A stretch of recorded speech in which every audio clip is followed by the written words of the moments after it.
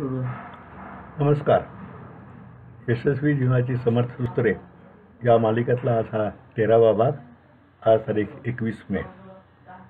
मागच्या भागात आपण राजकारणाची माहिती घेत होतो आणि तो अर्धा भाग आपण त्यात माहिती घेतली. समर्थांनी राजकारणाला अतिशय महत्त्व दिलेलं आहे. मुख्य हरिकथा निरूपण आणि दुसरे ते राजकारण असं समर्थांनी म्हटलेलं आहे. म्हणून त्या राजकारण या विषयी त्यांच्या मार्गदर्शनाचा निम्मा भाग आपण काल पाहिला आणि आज उर्वरित भाग या भागात पाहणार आहोत. मागच्या भागात समर्थांनी जो आपण शेवट केला तो गुप्त रूपे राजकारण करायला समर्थांनी सांगितलं ते आपण पाहिलं. पुढच्या ओळीत ते म्हणतात, लोकी लोक वाढवले तेने अमर्याद जाणे, भूमंडळी सत्ता चाले गुप्त रूपे. माणसं जोडून घेताना एकाची दुसऱ्याने तिसरा असं करता अमर्याद लोक अशा माणसाकडे आकर्षित होतात आणि त्याचे मोठी जनशक्ती एक तयार होते. त्या जनशक्तीच्या बळावर तो मोठ्या भूप्रदेशावर अमर्याद सत्ता गाजवू शकतो असं समर्थ म्हणतात. आणि त्याची खूबी अशी असते की त्या लोकांना आपण ह्या माणसाचं ऐकतो असं न वाटून देता अशा खुबीनं तो जो मनुष्य मुख्य आहे तो त्यांच्यावरती अधिराज्य करतो, मनावरती करतो, त्यांच्या विचारावरती करतो, कृतीवरती करत असतो. उलट त्या लोकांना असं वाटत असतं की हा नेता आपल्याला मदतच करतोय. अशा तऱ्हेचं त्या नेत्याचंही वागणं असणं आवश्यक आहे. तिथे कोणाचे चालेना, अनुमात्र अनुमानेना, कट्ट घालून राजकारणा लोक लावे. अशा जननायक झाल्या माणसासमोर कुणाचंच काही चालत नाही. तो कसा वागेल, काय करेल याचा अंदाज लोकांना येऊ शकत नाही. आणि तो मात्र ह्या सगळ्या लोकांना आपल्याबरोबर घेऊन चांगल्या वागणुकीचे, यशप्राप्तीच्या मार्गाकडे जाण्याचे धडे देत असतो. आणि सातत्यानं असं केलं तर तो त्यामध्ये यशस्वीसुद्धा होतो. आपण सहजपणे पाहिलं की एखाद्या राजकारणी मनुष्य असेल, एखादा उत्तम कीर्तिवान झालेला उद्योजक असेल, किंवा एखादा व्यवस्थापक असेल, किंवा अगदी एखादा ज्याला आपण अंडरवर्ल्ड डॉन म्हणून असा असेल, इथे या सूत्राचा अवलंब केल्याचं आपल्या लक्षात येईल. अर्थात समर्थांना हा अवलंब चांगल्या मार्गाकरताच करावा हे मात्र त्यांना निश्चित अभिप्रेत आहे. समयासाधिका समयो येना, नेम सहसा चालेना, नेम धरिता राजकारणा अंतर पडे. अति सर्वत्र वर्जावे, प्रसंग पाहून चालावे, हट्ट निग्रही न पडावे, विवेकी पुरुषे. आयुष्यामध्ये सगळे प्रसंग सारखे नसतात. काही वेळ चांगली असते, काही वेळेला वाईट वेळ येते. आपण असं म्हणतो ना की काही वेळेला हातात माती घेतली तरी सोनं होतं, आणि एखादी वेळ अशी दुर्दैव येते की सोनं घेतलं तरी ती सुद्धा माती होती. म्हणून वेळ प्रसंग पाहून समयासारखा समयो येणार, तो वेळ प्रसंग जसा असेल त्याप्रमाणे आपण वर्तन ठेवलं पाहिजे. नेम सहसा चालेल असं समर्थ म्हणतात. म्हणजे नेम असावा, नियमितपणा असावा, पण कायम त्याचा अट्टाग्रह धरू नये. नेमधरिता राजकारणा अंतर पडे. सारखा तुम्ही अट्टाग्रह धरला तर तुमच्या राजकारणामध्ये अंतर पडू शकतं, खोट येऊ शकते, ते तुटू शकतं. त्यामुळे जिथं आवश्यक आहे, मी समर्थांना असं म्हणायचं नाही की कुठलाच नियमितपणा न बारका भोंगळपणानं वागावं, पण जिथं आवश्यक आहे तिथं ती वेळ प्रसंग पाहून थोडा लवचिकपणा ठेवून आपण बदल करणे आवश्यक असतं. आपल्याला एका जुन्या गांधीवादी नेत्याची गोष्ट माहीत असेल. ते कुठेही गेले की त्यांना बकरीवरचं दूध लागायचं. आता त्या बकरीच्या दुधाकरता ज्या ठिकाणी जातील, मंत्रिपदावर होते, तिथल्या लोकांना इतका आटापिटा करायला लागायचा की बकरी आणा, तिचं दूध काढा, तिचं दूध त्यांना द्या. तेव्हा अशा तऱ्हेच्या सुरसकथामध्ये आपण बोध घ्यायचा की अट्टाग्रह कशाचा असू नये.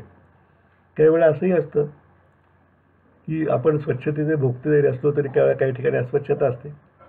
समजा तुम्हाला झोपडपट्टीत जाऊन काय करायचं आहे तर त्या अस्वच्छतेची की तुम्हाला किळस बाळगून चालणार नाही. थोडी आपल्या स्वच्छतेला मुरड घालून आपले परीटघडीचे कपडे थोडे बाजूला ठेवून तिथं आपल्याला उतरून काम करावं लागेल. अति सर्वत्र वर्जावे, प्रसंग पाहून वर्तावे, हट्ट निग्रही न पडावे, विवेकी पुरुष. वेळ प्रसंग पाहून आपला हट्ट विवेकी माणसांनी सोडला पाहिजे. खूपदा आपण एखादं तत्त्व धरून चालतो पण ते कशी जर वेळ आली तर किंचित त्याला मुरड घालायला हरकत नाही असं समर्थ म्हणतात. सहज एक मला गोष्ट आठवली. मी सुद्धा शाकाहारी आहे. आमचे एक मित्र शाकाहारी होते, पण ते खूप मोठ्या पदावरती एका मल्टीनॅशनल कंपनीत काम करत होते. त्यांच्याकडे नेहमी कोणतरी परदेशी पाहुणे आले की त्यांच्या फॅक्टरी व्हिजिटची व्यवस्था करायला यांना लागायचं. फॅक्टरी व्हिजिट झाली की त्यानंतर कॉन्फरन्स आणि त्यानंतर लंच असायची. त्या लंचच्या वेळेला यांचा आग्रह असायचा की शाकाहारच आपण जेवण देऊया. येणाऱ्या पाहुण्यांना ते आवडायचं नाही. मग त्यातनं अनेकदा कटुता निर्माण व्हायची. एकदा मला तो म्हणणार, मी त्याला एक सांगितलं की अरे ग्रस्ता, तुझा आग्रह आहे ना, तू धर ना, तू शाकाहारी घे, पण समोरच्या माणसाला जर समजा मांसाहार आवडतोय, तो तुझा पाहुणा आहे, आलेला गेस्ट आहे, तर त्याच्याकडे तशी व्यवस्था कर ना. त्यांनी काय तुझ्या निग्रहाला बाधा येत नाही आहे. मला स्वतःलाही असा अनेक वेळा अनुभव आला. सिनेमा क्षेत्राच्या निर्मितीत उतरल्यानंतर खूप वेळा अनेक ठिकाणी पार्टीला जायला लागत असे. सहसा अशा बहुतेक ठिकाणी आधी ड्रिंक्स आणि नंतर नॉनव्हेज अशीच व्यवस्था असायची. मी पूर्ण शाकाहारी आहे, आजपर्यंत 76 वर्ष झाली. पण मी एक करायचो की कुठेही जरी तुम्हाला गेलं तरी मांसाहारी जेवणात सुद्धा काही शाकाहारी पदार्थ असतातच. डाळ असेल, चपाती असेल, एखादी भाजी असेल, काही नसलं तर स्वीट डिश असते. मी नगरसेवक असतानाची गोष्ट मला आठवते की कुठं करायचं, एका नगरसेवकात जेवण असलं की हमखास आमच्या 30 लोकांच्या मध्ये दोघंच आम्ही शाकाहारी असायचो. मग अशा वेळा आम्ही काय करायचो की त्यातली स्वीट डिश नक्की असायची सर्व जेवणाऱ्यांच्याकरता. मांसाहारी जेवण झालं तरी स्वीट डिश असायची आणि हमखास बहुतेक ती श्रीखंडाची असायची. तेव्हा पोळी घ्यायची, त्यांच्याकडे जे कांदा टोमॅटोची कोशिंबीर असेल ती घ्यायची आणि श्रीखंड घ्यायचं, झालं आपलं जेवण. तेव्हा हट्टनिग्रह धरला तुम्ही तर तुम्ही लोकांच्यापासून बाजूला पडाल आणि लोक तुम्हाला दुरावतील असं समर्थ म्हणायचं. मागचीच एक ओवी ह्याही राजकारणातील उपयोगी पडणारी आहे. जगामध्ये जगमित्र, जीवेपासी आहे सूत्र, कोठेतरी सत्पात्र शोधून पाहावा. आपली वाणी गोड असावी. आपल्याला जे सांगायचं आहे ते आपण चांगल्या शब्दात सांगावं. भले एखाद्याला रागावून बोलायचं असलं तरी ते गोड शब्दात शर्कराव गुंतीत असावं असं समर्थन सांगणार. धूर्तपणे सतळ जाणावे, अंतरी अंतर बाणावे, समजल्याविण शिणावे कासे असे. वागताना आपले ज्ञानेंद्रिय, आपली बुद्धी याचा कायम उपयोग करावा, त्याचा वापर करावा आणि मग समोरच्या माणसांचे विचार समजावून घ्यावेत. त्यांच्या मनोभूमिका काय आहे, मनात काय चाललं हे ओळखून यावं. आणि हे जर आपण केलं तर मात्र आपण यशस्वी होऊ शकतो. हे जर आपण काहीच जाणलं नाही तर मग नुसता शीण तुमच्या पदरात पडेल. अंतर जाणणे म्हणजे समोरच्याचं मन जाणणे ही एक गोष्ट एकदम येणारी नाही आहे. त्याकरता तुम्हाला प्रयत्नपूर्वक अभ्यास करायला लागतो. समोरच्या माणसाच्या चेहऱ्यावरचे हावभाव, त्याची देहबोली, बोलण्यातली पद्धत, एकच शब्द वेगळ्या पद्धतीने उच्चारला तरी तुम्हाला त्यामागचा भाव कळू शकतो. आपण एखाद्याला एक गोष्ट सांगितली करायला, तो म्हणला होय साहेब करतो, तर नक्की प्रेमानं करतोय तो. बरं करतो म्हणल्यानंतर त्यामागे दुरावा आला. तेव्हा हे सगळं आपण त्या माणसाच्या मनात काय हे जाणलं पाहिजे. वरिल्या रंगा लून जाऊ नये, अंतरात काय आहे ते शोधलं पाहिजे. चोर भांडारी करावा, घसरताच सांभाळावा, गोवा मूर्खपणाचा काढावा हळूहळू. या अवघ्या पहिल्याच गोष्टी प्राणी कोणी नव्हता कष्टी, राजकारणे मंडळ वेष्टी चोहीकडे. समर्थ म्हणतात चोर भांडारी करावा. ज्याला चोरी करायची सवय आहे त्याच्या हातातच भांडार सोपावं, म्हणजे चोराच्या हातात जामदार करण्याची किल्ला द्यावा. त्याच्यावर लक्ष ठेवावं, पण त्याच्यावर ही जबाबदारी टाकावी. अशी जबाबदारी टाकल्यानंतर आपोआपच तो सरळ मार्गावरती येईल. आणि त्यातनं जर कधी चुकलाच, कधी घसरलाच, तर त्याला सांभाळून घेऊन त्याला उद्या 4 गोष्टी सांगून योग्य मार्गावरती आणावा. थोडक्यात आपल्याबरोबर जी लोकं आली असतील त्यातला प्रत्येकातला दोष असेल तो जाणून मग त्याला गोड शब्दामध्ये तो दोष समजावून सांगावा असं समर्थान सांगायचे. आणि कुठली गोष्ट करताना हळूहळू समर्थ म्हणतात, म्हणजे कुठली गोष्ट एकदम होत नाही. सुधारणा एकदम करायला गेला तुम्ही तर त्या सुधारणावेळी दुर्धारणाच होण्याची शक्यता जास्त असते. म्हणून अशा पद्धतीनं हळूहळू आपण त्यांना शिकवत जावं. पुढच्या ओळ्या फार महत्त्वाच्या आहेत. एखादा वाह्यात मनुष्य आपल्यासमोर आला तर आपणही त्याला वाह्यातच झालं पाहिजे असं मला सांगतात. नष्टासी नष्ट योजावे, वाचाळासी वाचाळ आणावे, आपणावरी विकल्पाचे गोवे पडोच नेदी. काठीने काठी झाडावी, झाडावी परी ते कळो नेदावी, कळकटेपणाची पदवी असो द्यावी. न कळता करी कार्य जेते, ते काम तत्काळाची होते, गसगसेत पडता ते चमत्कारे नव्हे. केवळ राजकारणातच नाही तर कोणत्याही कार्यामागे एक अतिशय महत्त्वाचं आणि व्यावहारिक सूत्र समर्थांनी इथं सांगितलं. सर्व जग जर सज्जनांचे असते तर यशस्वी होण्यासाठी सज्जनपणा उपयोगी पडला असता. परंतु अनेक जगामध्ये अनेक दुष्टबुद्धीचे लोक असतात किंवा त्यांच्याशी संबंधाला ते आपल्या कार्यात अडथळे आणायला लागले तर त्यांच्याशी आपण जशाच तसं न्यायानं वागायला पाहिजे. वेळप्रसंगी सज्जनपणा सोडायला पाहिजे. मात्र आपण स्वतः त्यात न पडता त्या दुर्जनाशी लढण्यासाठी दुसऱ्या दुर्जनच त्यासाठी नेमावा. बडबड असला दुसरा बडबड्या त्याच्या अंगावरती जावा आणि आपण सोडलाय असा संशयसुद्धा येऊ नये असं समर्थ म्हणतात. काठीने काठी झाडावी, झाडावी परी ते कळून द्यावे. म्हणजे काट्यानं काटा काढावा पण ते कळून देऊ दे की आपण त्याच्या मागे आहे. कळकटेपणाची पदवी असू द्यावी. म्हणजे आपल्याला इथलं काही माहीत नाही, लोकांनी असं वाटावं की त्याचा काटा निघालाय पण या ग्रस्ताला मात्र काही माहीत नाही. कारण अशा तऱ्हेची प्रतिमा असणं हे सुद्धा आपल्याकडे आवश्यक असतं. जे जास्त बडबड करणार लोक आणि हे सगळं कसं घडून आणावं तर अतिशय गुप्तरूपे घडून आणावं. ही कामं गुप्तरूपेपणानं जर केली तरच ती यशस्वी होतात. त्याचा गाजावाजा केला तर ती मसलत फसेल. या सगळ्यामध्ये त्याला आपण नाविन्यपूर्ण असं म्हणतो किंवा ज्याला सरप्राईज एलिमेंट म्हणतो हे संपून जातं. म्हणून त्याचा गाजावाजा न करता हे काम पाडलं पाहिजे. आज आपण जर बघितलं तर काश्मीरमध्ये पाकिस्तान प्रॉक्सी वॉर करतोय. प्रत्यक्ष कुठं दिसत नाही पण दहशतवाद्यांच्या मागं उभं राहून पाकिस्तानी दहशतवादी कृत्य घडवतोय. आणि म्हणून पाकिस्ताननी ह्या समर्थांचीच वागणूक गेलं का आपणही तशाच समर्थपणे अशाच पद्धतीनं त्याला प्रत्युत्तर दिलं पाहिजे असं समज. आपण आंधी सिनेमा बघितला असेल बघा, खूप गाजला तर आणीबाणीच्या काळामध्ये. त्यामध्ये त्या सुचित्रा सेन जेव्हा प्रचाराला बाहेर पडतात, सभा चालू असती आणि कुठेतरी दगडफेक होती आणि एक दगड त्यांच्या डोळ्याच्या वरती लागतो कपाळाला. त्यानंतर त्यांना एकदम पाठिंबा वाढतो. त्यांचा जो मुख्य प्रचारक असतो ओमप्रकाशने काम केलं त्याला दुसरा कार्यकर्ता म्हणतो, अरे बरं झालं व मॅडमचा डोळा तरी वाचला. ओमप्रकाश हळूच बाजूला घेऊन त्याला म्हणतो, अरे डोळा वाचला म्हणजे वाचणारच होता. त्याला नेम डोळ्यावर धरायला सांगितलं नव्हता, वर कपाळावरती धरायला सांगितलं. म्हणजे थोडक्यात काय की हे योजलेलं होतं, हे काठीनं काठी झाडलेली होती आणि कुणाला कळून दिलेलं नव्हतं. मुख्य सूत्र हाती घ्यावे, करणे ते लोकाकवी करवावे, कित्येक खलक उगवावे राजकारणामध्ये. म्हणून जे काय घडवून आणायचं आहे ते तर त्या कार्याचं मुख्य सूत्र पूर्ण नियोजन राजकारणी माणसांनी आपल्याकडे ठेवावं. पण कार्य मात्र प्रत्यक्ष तिराईकडून घडवून आणावं असं समर्थांना सांगायचं. नेहमी आपण बघतो की जेव्हा एखाद्या कार्यालयामध्ये फॅक्टरीमध्ये संप होतो तेव्हा संप फोडायला व्यवस्थापन अशाच तऱ्हेच्या मार्गाचं अवलंब करतं.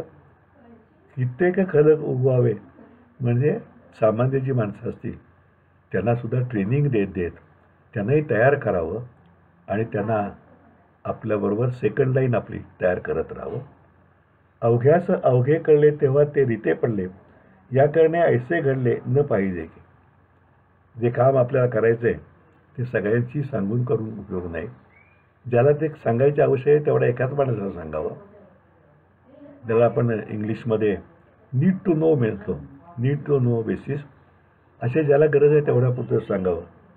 की देखता आपण राजकारणामध्ये बघतो किंवा युद्धपटात आपण बघितलं असेल की your right hand does not know what your left hand is doing. अशा तऱ्हेनं राजकारणामध्ये वागणं आवश्यक आहे. बोलके पहिलवान कळकटे तयासीच घ्यावे जटे, दुर्जने राजकारण दाटे ऐसे न करावे. जे वाचा भानकुदे असतील, बडबडे असतील, त्यांच्याशी प्रथम झुंज घेऊन त्यांना निस्तबूत करावं आणि आपला हा प्रभावाखाली त्यांना आणल्यानंतर इतर विरोधक तुमच्या आपोआप सरळ येतात. समर्थाने एका ठिकाणी दुसरं असंही म्हणलंय, ग्रामण्य वर्मी सापडावे, रगडून पीठची करावे, करून मागुती सावरावे बुडवू नये. असे जे गावगुंड असतील त्यांना पकडून त्यांचं रगडून पीठ करावं असं म्हणतात. म्हणजे त्यांना धडा शिकवावा, पण नंतर पुन्हा सावरून घ्यावं, म्हणजे ते आपल्या बाजूला येते. खळ दुर्जनासी भ्याले, राजकारण नाही राखले, तेने अवघे प्रकट झाले बरे वाईट. दुर्जन असतील, खलप्रवृत्तीचे लोक असतील, दुष्ट असतील, त्यांना भिवून तुमचं राजकारण होणार नाही. कारण ते तुमच्या डोक्यावर बसतील, तुमच्या कार्यात अडथळे आणतील. म्हणून कधीही न घाबरता पूर्ण ताकदीने लढून समोरच्यांना पराभूत करावं. ही बाब कधी नंतर उद्यावर करतो असं ढकलू दे. कबीरजी म्हणतात तसं, काल करायचो आज कर, आज करायचो अब, तातडीनं ही कार्यवाही करावी. समुदाय पाहिजे मोठा, तरी तणाव असा बळकटा, मठ करूनही ताठात बसवची नाही. नेता किती हुशार असला तरीसुद्धा त्याला लोकांचा पाठिंबा आवश्यक असतो. आणि म्हणून ज्याला आपण इंग्लिशमध्ये कॉन्स्टिट्युएन्सी म्हणतो, म्हणजे केवळ विधानसभा मतदारसंघ किंवा लोकसभा मतदारसंघ नाही, त्याला पाठिंबा देणाऱ्या लोकांचा समुदाय ही कायम सांभाळली पाहिजे. त्यामध्ये मुख्य महत्त्वाचे नियम, सेकंडरी, थर्ड, त्यानंतरचे असे नियम असले पाहिजे. अशा कठोरपणामुळे नियमाचं अवलंबन केलं की सर्वजण मर्यादेत राहतील. किरकोळ नियम असला तर त्या नियमाकडे दुर्लक्ष करायचे. या नंतरच्या 3 ओव्या आहेत त्या समर्थ किती परखड होते, जशाच तसं म्हणणारे होते, याचे प्रत्यय देणारे आहेत. समर्थ म्हणतात, हुंब्यासी हुंब्या लावून द्यावा, टोणप्यास टोणपा आणावा, लौंदास पुढे उभे करावा दुसरा लोंद. धटासी आणावा धट, उद्धटासी उद्धट, खटनटासी खटदट अगत्य खरी. जैशास तैसा भेटे, तेव्हा मजालसी थाटे, इतुके होते परी दणी कोठे, दृष्टीस न पडे. समर्थांनी हे जो केलेला उद्देश आहे तो कायम सर्वकालिक राजकारणाला, कुठल्या तुमच्या अर्थव्यवहाराला, रोजच्या वागण्याला कायम लागू पडणार आहे. प्रपंचामध्ये परमात्म्याकडे जायचं असतं, त्यामुळे तिथे याची गरज नाही. पण माफ करा, परमार्थामध्ये परमात्म्याकडे जायचं असतं, तिथं असल्याची गरज नाही. पण प्रपंचात राहायचं म्हणजे बऱ्या वाईट लोकांशी आपला संबंध येणार. तेव्हा समर्थ म्हणतात, एखादा गुम्या माणूस असला तर आपल्याकडच्या गुम्या माणसाने त्याला जोड लावून द्यावी. मूर्ख असला तर मूर्ख त्यापुढे करावा. एखादा रांगडा मनुष्य असला तर दुसरा रांगडा माणूस त्याला भिडवावा. धट असला तर त्याला धट भिडवावा, उद्धट असला तर त्याला उद्धट भेटवावा. जो वाह्यात असेल, वाटेल त्या गोष्टी करण्यात प्रवीण असेल, त्यामुळे तसाच दुसरा मनुष्य उभा करून त्याचं पारिपत्य करावं. असं सारख्याला वारखा भेटला, जैसाच तैसा भेटे, तेव्हा मजा अशी जाते. असं सारख्याला वारखा भेटला म्हणजे त्या लढतीमध्ये फार गंमत येते. आणि हे सगळं होताना इतके होते परी धनी कोठे दृष्टीस न पडे, ही आपणच मारामारी लावून दिलेली आहे. पण आपण मात्र त्यात कुठं नाही, आपण अगदी लांब आहे असं म्हणतो. आपण आपला सज्जनपंथ सोडायचा का असं कधी वेळा मनात येईल. पण दुर्जनांशी वागताना सज्जनपंथ हा सोडलाच पाहिजे. कुरुक्षेत्रावरती अर्जुनाला भ्रम निर्माण, माझे नातेवाईक समोर आहे त्याला कसं मारू, तेव्हा कृष्णाने त्याला सांगितलं की भगवद्गीता सांगितली आणि त्या भ्रम दूर केला की लढणं हे तुझं कर्तव्य आहे. तेव्हा असं आपण वागलं पाहिजे. आणि हे सगळं करताना परस्पर नामानिराळं राहून हे घडवून आणावं, कारण आपलं नाव त्यात येता कामा नये. खूपदा आजच्या चालू राजकारणामध्ये, आजच्या चालू औद्योगिक राजकारणामध्ये तुम्हाला हे सहजपणे कुठेही अनुभव असेल. याचा राजकारणाच्या उद्देशाचा शेवट करताना समर्थ म्हणतात, हे धूर्तपणाची कामे राजकारण करावे नेमे, दिलेपणाच्या संभ्रमे जाऊ नये. रूढ अर्थाच्या राजकारणाला आपण नावं ठेवतो. Politics is the last resort of scoundrels, म्हणजे रूढच्या माणसांचं शेवटचं ठिकाण म्हणजे राजकारण असं आपण म्हणतो. पण हे सत्ताकारणाला लागू असेल, पण राजकारण जर चांगल्या उद्दिष्टाचं असेल, म्हणजे तुम्हाला एखादा उद्योगधंदा वाढवण्याकरता राजकारण करायचं आहे, व्यापार वाढवण्याकरता राजकारण करायचे. राजकारण म्हणजे सत्ताकारण नाही. ही जी शिकवण समर्थाने दिली की वागावं कसं, यशाकडं कसं जावं, ती शिकवण वापरायची, तर त्यात काही गैर नाही आहे. त्यामुळे ज्याला यशस्वी व्हायचं आहे त्याला चातुर्य आणि सातत्य या दोन्हीची काळ धरायला पाहिजे. आणि ती धरताना हे राजकारणसुद्धा नेमानं व्यवस्थितपणे आणि कोणी केल्याचा पत्ता न लागता गुप्त रूपे केलं पाहिजे. या थोडा जरी आपण अंगचोरपणा केला, ढिलाई केली, तरी ती ढिलाई आपल्या अंगलट येऊ शकते. ही समर्था इथं बजावलेलं आहे.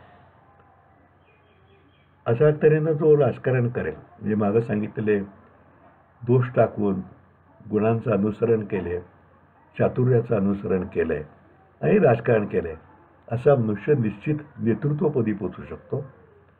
बरे ते राजकीय संघटना असेल, एखादा औद्योगिक क्षेत्र असेल, एखादा अगदी बारकं छोटं साहित्य मंडळ असेल. त्यामुळे आता नेतृत्व म्हणजे काय, नेतृत्व होण्याकरता काय गुण असले पाहिजेत यावरही समर्थांनी विस्तृत विवेचन केलेलं आहे. आपण पुढच्या भागामध्ये नेतृत्व गुण याच्यावरती आपण समर्थांचे विचार ऐकणार आहोत.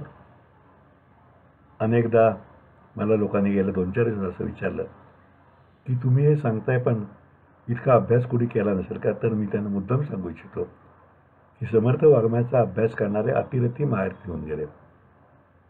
शंकर श्रीकृष्ण देव, ल.रा. पांगारकर, जयंतराव साळगावकर, अलीकडच्या काळामध्ये सुनील चिंचोळकर, आमचे समर्थ भक्त अण्णाबुवा कालगावकर, मारुतीबा रामदासजी, या सगळ्यांच्या समोर मी अगदी नगण्य मनुष्य आहे.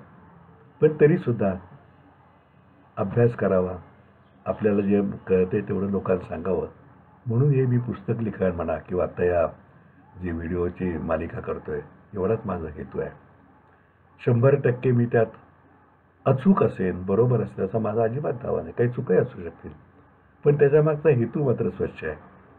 समर्थांचा जो उपदेश आहे, जो आज अतिशय मोलाचा आहे, तो जास्तीत जास्त लोकांच्यापर्यंत पोचवावा एवढाच यामागचा उद्देश आहे. हे आपण कृपया ध्यानी धरावं. मी फार शहाणा असा कुठल्याही तऱ्हेचा गर्व किंवा अभिमान माझ्या अंगी अजिबात नाही आणि तो कधी येऊ नये अशीच माझी परमेश्वराजवळ प्रार्थना आहे. तर मित्र, आज आपण इथेच थांबूया. उद्या पुढच्या भागात समर्थांचं नेतृत्व गुणासंबंधीचं विवेचन करू. तोपर्यंत नमस्कार.